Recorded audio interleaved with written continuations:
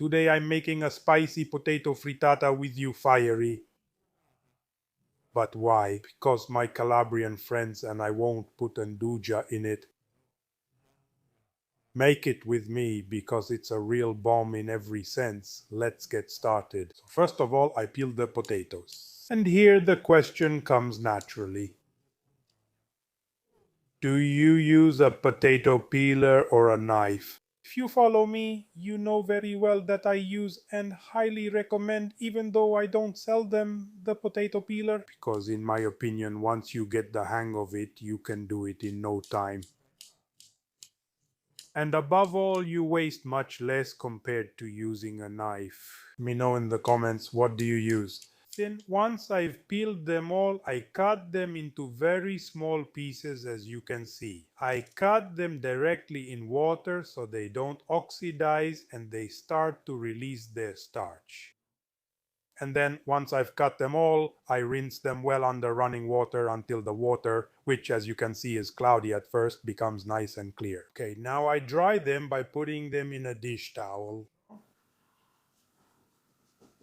And then I fry them in extra virgin olive oil or in seed oil, depending on your preference. Okay, in the meantime, I crack the eggs into a container.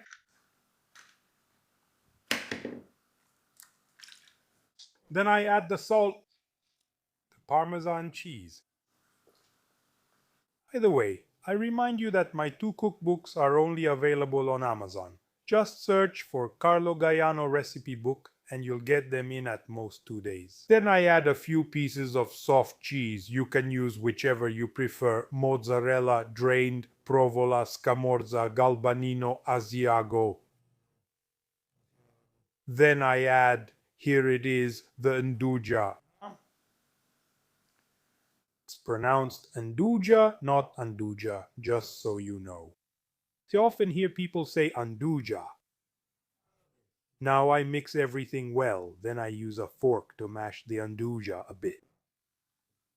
Then I add a bit of salt to the potatoes which have cooled down. I add them to the eggs and mix everything well. Then I pour everything into a greased pan, making sure to scrape everything well with a spatula. Smooth it out a bit, then cover and cook on a very low heat for about 15 minutes. Okay, let's check if it's stuck.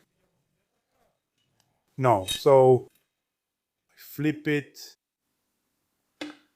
put it back in the pan and let it keep cooking with the lid on for another 10 minutes, always on low heat. Here it is. Look how beautiful it is. So let's take a look.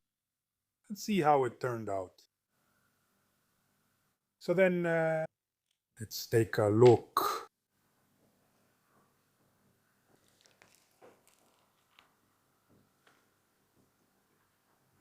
Oh my, no, you can't even imagine.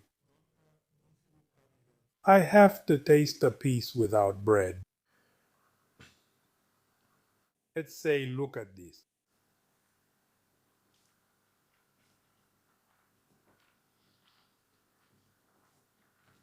Make it and let me know what you think in the comments below. For now, I'll say goodbye. And as usual, I won't forget this. Before I go, enjoy your meal.